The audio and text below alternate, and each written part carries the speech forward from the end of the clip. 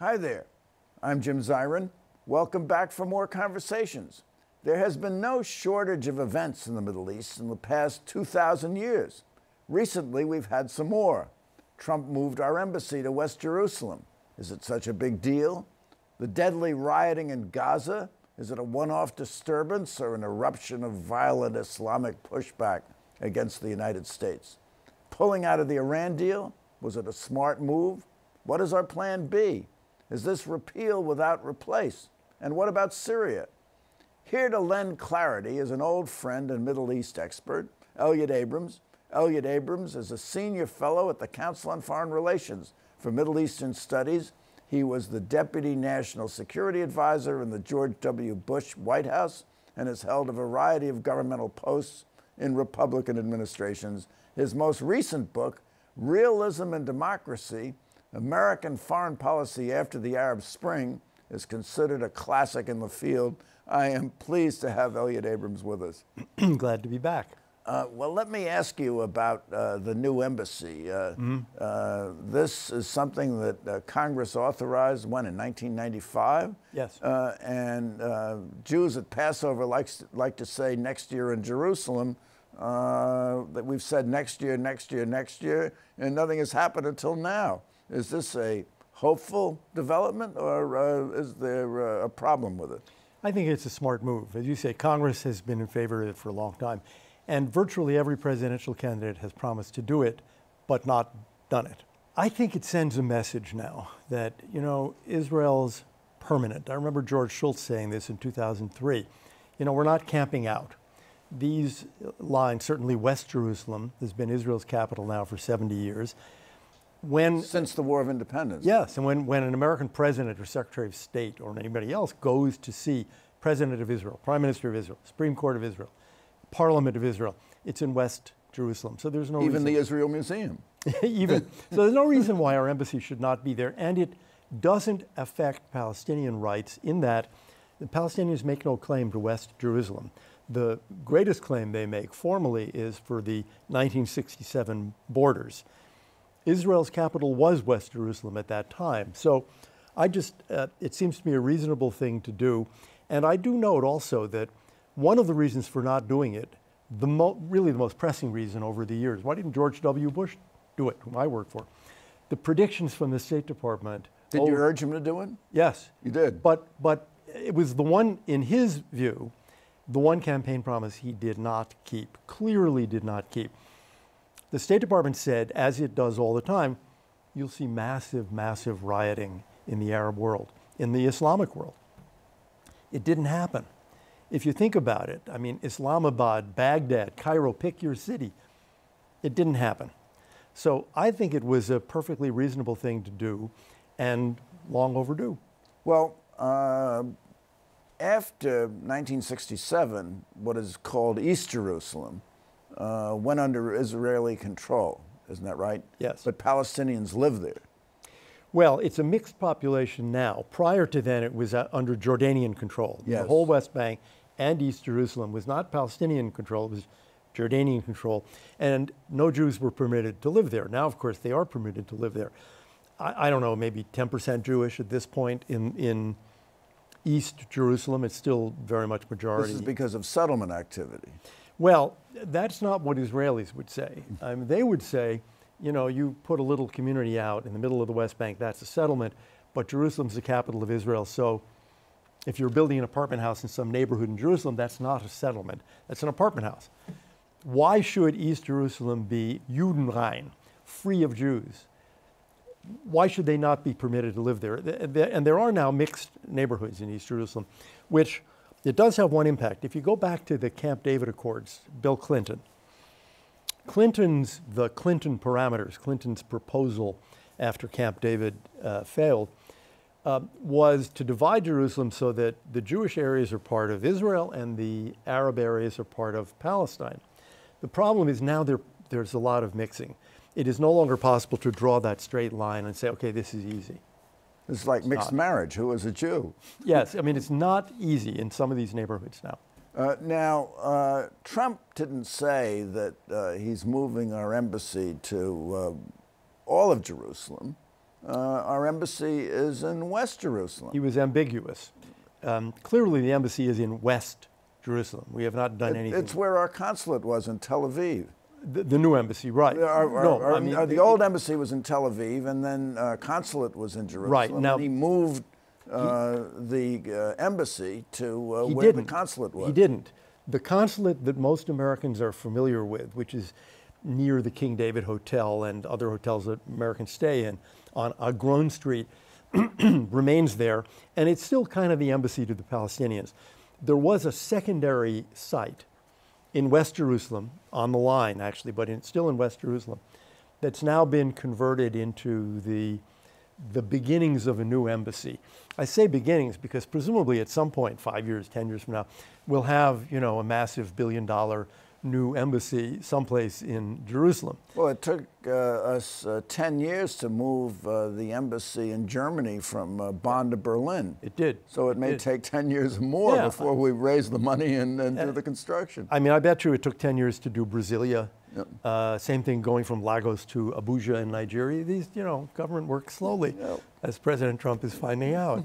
But he was ambiguous about one thing. He did not say, I am moving the embassy to West Jerusalem and East Jerusalem is Palestinian. He said, I'm moving the embassy, but I'm moving it to Jerusalem, but the ultimate boundaries of Jerusalem are not decided until the Israelis and Palestinians agree on them in a comprehensive peace deal.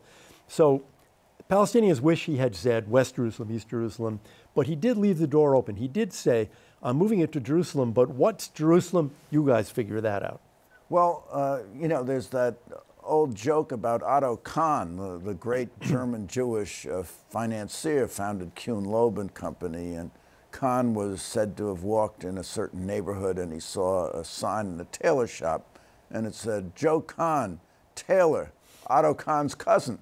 And he stormed in and he said, I am Otto Kahn, you're not my cousin, get that sign out of here. And 2 weeks later, Kahn is walking in the same neighborhood and he sees a sign that says, Joe Kahn, tailor, formerly Otto Kahn's cousin. So the question is, did we do anything more than change the sign? I mean, you've called it a trick at times if we simply hung out a different shingle. Right, and we did not do that. So that old consulate, the embassy to the Palestinians, as it were, is still there. No, I think I think this is significant. Look, under George W. Bush, he made a speech in which he said, it was actually a letter to Prime Minister Sharon, when there is a deal, there will be no going back to the 67 lines because of new realities on the ground. And when there is a deal, Palestinians will return, as it were, to Palestine, not to Israel. I think it was important to get that on the record. I think it's important to get this on the record, that the American embassy is in Jerusalem, and Jerusalem is the capital of Israel. It was ridiculous. I mean, as of 2 months ago, if you asked the State Department, what's the capital of Israel? The answer was, next question. I mean, it's ridiculous. So the fact is, it is the capital of Israel. We should treat it that way. And also, there was a problem if you were born in Jerusalem. They would not say that it was the place of birth. You know, they haven't Jerusalem, changed, Israel. They have not changed that? And they haven't changed that. Yeah. And the Supreme Court said it was all right as long as the executive branch thought it was all right. Right. Political question doctrine, I guess. Yes. But the State Department, at least so far, now we have a new Secretary of State. Maybe he will change that. But thus far, if you want to get your passport changed to say Jerusalem, Israel, they won't do it. So now we have this embassy there. Is the ambassador going to have his offices there? Yes, the ambassador, the residence is still on the Mediterranean Sea north of Tel Aviv. And of course, most of the staff is still That's in the U.S. because it has a view. Well, it's a great place. I don't know if you've ever been there. I mean, it's right on the beach. It's wonderful. He is going to Jerusalem, to this new building, really every day. The bulk of the staff cannot be accommodated there. So he's there with a kind of landing team of, 10, 20 people, which is why we're going to need to build a new embassy over time. By the way, from the financial point of view, if you sell that house on the Mediterranean and you sell the former U.S. embassy in Tel Aviv, which is also on the Mediterranean, presumably you can get a fair amount of money that you can then apply to building a new embassy someplace. Maybe with some help from Sheldon Adelson, who said he would give. He said he would. It struck me as a good idea. Why not? So it's two people agreeing on what a third should give to charity. But, Absolutely. But he's doing it. Now, the move was criticized, strongly criticized by certain elements in the American Jewish community, by Tom Friedman. They said, why are we doing this now? And aren't we giving up something and getting nothing in return? What's your view of that? Is there anything to that? Well, I understand that view. I mean, I think the main reason for people taking that view is they hate Donald Trump. I think that had Barack Obama done this 2 years ago, those exact people, including Tom Friedman, would all be saying, Barack, he's just so great. But of course, he wouldn't have done it. Well, it is true that the president didn't ask for anything directly in return. It wasn't, I'll say this if you say that. But I think that was because, look, it was a campaign promise, and he has kept a number of them. The Iran deal is another example. I think his feeling was, hey, this was an injustice. We should have done this at least when Congress said we should have done it 20 years ago, 70 years ago, so I'm going to do it. And he did not ask for anything in return. It is true, nevertheless, that if he were to produce a peace plan, there would be a lot of pressure on the government of Israel to accept it on the grounds that, well, this is Donald Trump producing this plan. This is the guy who moved the embassy to Jerusalem. You can't say no. So there is named a street after him in Jerusalem. I think they already did, right? Didn't they already? Or they will. So I think the notion that this should have been a bargain for exchange is wrong. It shouldn't have been, because it was an injustice that was being righted. What does this do to the peace process, though? Do you think it impairs the ability of the United States to be an honest broker? Well, I'm, as you may remember, have we ever been an honest broker anywhere in the world? I'm not an optimist about the so-called peace process. I mean, does it exist at all? Not today. Yeah. I mean, when the Obama team came in, the transition team, so this is late 2008, and I'm in the Bush White House, I said to them, you don't want to hear this, but there's no deal. There's no deal. You're not going to get a deal. You're going to work on it very hard. You're not going to get a deal. Fast forward 8 years, the Trump guys come in. And I said to them, I said this 8 years ago, now I'll say it to you. There's no deal to be done right now. The most the Israelis can offer is less than the least the Palestinians can accept. There's no meeting of the minds there. So there's no peace process. I mean, if you look at it, sort of, what does that mean? Are they negotiating? When's the last time they sat down across a table and negotiated? It didn't even happen in the Obama administration. So we're getting on to 10 years now. The last negotiation was 2008. So, well, we're negotiating, it appears, with North Korea, and it's been a long time since we talked to them. But that's miracles actually, never cease in the world. Well, and miracles always start in the Middle East, right? No, I think the argument, don't do this because you're going to hurt the peace process, would be relevant if there were a peace process. But there isn't a peace process. And I would argue that none is in sight. I mean, you've got a Palestinian leader today, President Abbas, who's 83 and in poor health, just got out of about 10 days in the hospital. He's not going to make this kind of deal. I think that's very clear, a big comprehensive peace agreement. That would be very painful for Palestinians and Israelis. There'd be a lot of compromises needed. Once he steps aside for whatever reason, ill health or whatever, you're going to get a fight for succession.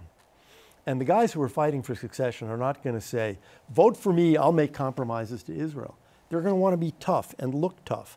So I see the coming years as really unappetizing from the point of view of making a peace deal. Well, let's discuss Gaza for a minute, because certainly the Gazans and Hamas created the impression that it was the embassy move that triggered this violent protest in Gaza, which led to loss of life and violent confrontation. Was there any connection? I mean, this protest had been going on before the embassy move. Yeah, and it was really timed for what they call Nakba Day, what the Israelis call their Independence Day, which is 1948. I don't think that's the direct connection. I think if one steps back a bit, Hamas has been put in a really difficult position.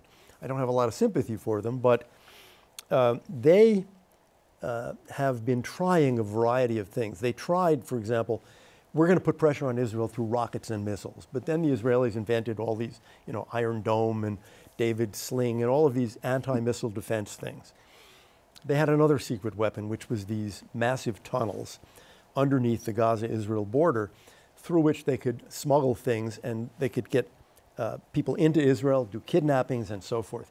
But the Israelis have, through bombing those tunnels and through now building an under the earth barrier, stopped that. So now they have a new idea, which is less electronic surveillance. Yeah, they know where the tunnels are. They seem to. Yeah. So now you try a different thing, which is let's storm the border. And that has failed because no one managed to get across the border.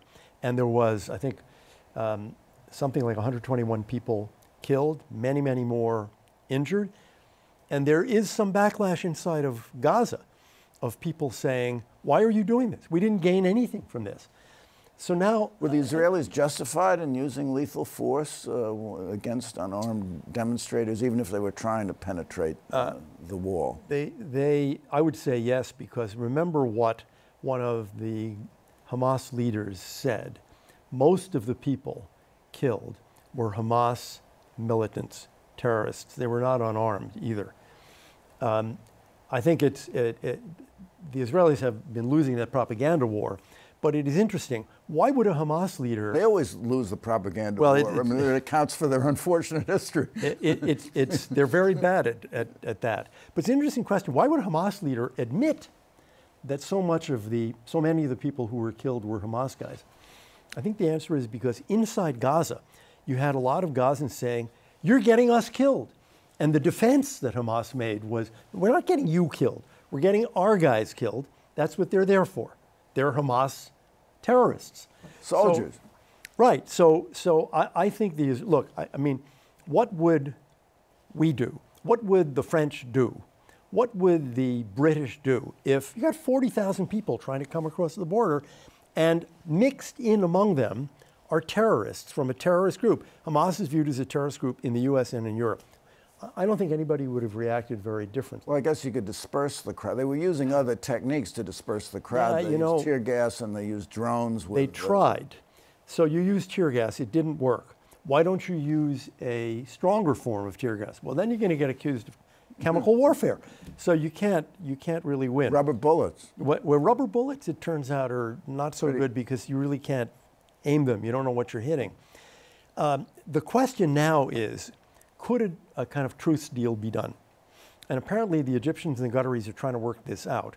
The Israelis, obviously, and the Hamas do not speak, but could you work out a long-term truce, like 5 years, in which the Israelis would get, okay, no more storming the border, no more rockets and missiles, and Hamas would get a significant economic advantage, opening of the border to Egypt, which has been closed for years, and more people going in and out, which would be a great advantage for the Gaza economy and for Gazans. Do you see the possibility of a Palestinian state in Gaza with Palestinians on the West Bank, if they wanted to be, could be relocated to Gaza? No. If they want, you don't. Why not? Gaza is very densely populated. It's one of the most densely populated areas in the world. So I can't see any kind of population movement into Gaza. I don't actually see a Palestinian state coming, certainly anytime in the near or medium future. Well, that's a sobering statement. But let's move on, if we may, to Iran. Do you think Trump was right to tear up the Iran deal? You know, I was one of the people who thought it was a really awful deal. Now, Trump said during the campaign, it's terrible, it's the worst deal ever. So as with Jerusalem, this was a campaign promise. I will get in, I'll tear up the deal, and he did. Not right away. He waited for a while. He did wait. He waited a year. And he made those 2 6-month waivers. And during that period, the State Department, was talking to the Europeans to see if some kind of better or more extended deal could be struck, and it wasn't. Why is it such a bad deal? It legitimates the Iranian nuclear program. It simply delays it. And during the 10 years of delay, it allows them to improve ballistic missiles. It allows them to experiment with advanced centrifuges, advanced generations of centrifuges. It ends the conventional arms embargo of Iran only 3 years from now. It's really a terrible deal. You can, I think, thank John Kerry for that, one of the worst negotiators ever. And during the negotiations, when I talked to British and especially French diplomats, that's what they would say. They would say, "Why do you guys? You got the worst negotiators in the world." So why did they go along with it? You know, we're the great superpower. We will give you maybe advice. not anymore. Well, if you go with this, it's one of the things that's made particularly the French very angry right now, because they say, wait a minute, we told you it was not a good deal. You should get a better deal. You forced it down our throats. Now, you know, fast forward a year and a half, you're saying, oh, no, we don't want that deal anymore. So I understand their annoyance. But, you know, they don't really have much choice but to go along. I mean, the American sanctions... Well, it's more than just annoyance. Boris Johnson came to Washington, Macron came to Washington, Angela Merkel went to Washington, all to plead for Trump's continued certification of the deal. Well, he shouldn't have certified the deal. It's a bad deal, at the end of which you have a legitimate nuclear Iran. So I think we are much better off where we are today, which is we're going to impose these sanctions, and they're going to go along. Because, you know, it really isn't up to Merkel, Macron, Theresa May. These are decisions that have to be made by 10 or 20,000 European companies and banks individually. Are we prepared to sanction European banks if they deal with Iran as they were prepared to do under the deal? I believe we are. I think you'll see Treasury doing that. Any major bank, any major company, Total, the French oil company, has just said, look, guys, let's be realistic. We have to go along with this. So they will. Maersk, the shipping firm, has just said, it's the American market or the Iranian market? What, are you kidding me? Yeah. So I think the sanctions will be not 100% effective. I don't know, 80, 90% effective, which is pretty good. So my view is that this was, in any event, an important predicate, getting out of the Iran deal, for negotiating with North Korea. Because I think really what Kim wanted was the Iran deal, the JCPOA. Yeah, I'll postpone for 5 or 10 years, give me all this money, and meanwhile I can still have my missiles and everything. Well, but the argument is whatever deal we make with Kim, he'll say, well, the United States will never live up to its word. They didn't do it with Iran. Well, the answer to that is what Trump has actually said correctly. Make it a treaty, take it to the Senate. Remember that the Iran deal that Obama did was just Barack Obama. Yeah. There aren't even signatures. I mean, it's not even a signed agreement. So, you know, live by the sword, die by the sword. You get another president who says, I don't like that deal. So the answer is to make it formal, not even an executive agreement. Make it a treaty. And then it will be binding on the next president. Do you think that Iran will ever come back to the table now that we've reimposed the sanctions? Well, you know, there are efforts. I think the Iranians will stay in the deal with the Europeans. I don't think they'll run away from it because I don't think it really burdens them in any significant way. Do they really want a nuclear bomb? Is that? Well, I think they do. They have had a secret nuclear program for decades. In fact, if they don't have one now, it would be the first time in about 30, 40 years that they didn't have a secret nuclear program. I think they do want that weapon. And I think if they didn't, if it were really just, you know, for power, then it wouldn't have had to be secret. I mean, we have deals with the Emiratis, Jordanians, we're talking to the Saudis about nuclear agreements. And by the way, what did we say to the Emiratis? We signed that deal under Bush. No enrichment, zero enrichment. And then Obama comes along and does a deal with an enemy that says, okay, you can enrich. It's crazy. So I think the Iranians... And keep your missiles too while you're at it. Yeah, while you're at it. I think the Iranians have always wanted a nuclear weapon. What stopped them from leaping forward was the fear of an Israeli or American military attack. Almost happened. Almost happened in 2012 from Israel. I don't think we've ever been on the verge. And I think now the deal's gone, at least as the United States is concerned. I think that, you know, what will stop the Iranians from saying, well, the hell with all of you and we're getting a nuclear weapon is, again, fear of an Israeli or American attack. So I think you'll see them, whatever they're doing secretly, staying in the deal. Syria, 6 million refugees out of the country, a humanitarian crisis. Was Trump right to strike against Assad and because of his use of chemical weapons? Yeah, I think, you know, there were an awful lot of people in the Obama years who thought that his failure to enforce the red line was a mistake. Criticism that we heard from Europe, we heard it from Democrats in the US. I think Trump was absolutely right. I don't think we want to live in a world where poison gas is back in use as a weapon. And after all, this is not World War III. It's a one-night strike. If Assad uses poison gas again, I think we should hit him again. We'll hit him again. Well, I have a question for you, Elliott Abrams. This has been just marvelous, and your insights have been fantastic. Do you see a pathway for peace anywhere in the Middle East? In the Middle East, I think it's conceivable down the road that you could get a kind of stay-in-place agreement that would start lowering the amount of violence in Syria and start allowing some of those 6 million refugees you mentioned to go home. And I think there's some hope of a deal in Libya that would start lowering the level of violence in Libya. There's a conference, I think early June or late May in Paris that is an attempt to do that, and I think one can hope for that too. So it's not all gloom. Faint hope and cold comfort. Elliott Abrams, thank you so much for coming by. My pleasure. And thank you for coming by. Tune in next week for more conversations. I'm Jim Zirin. Take care and all the best.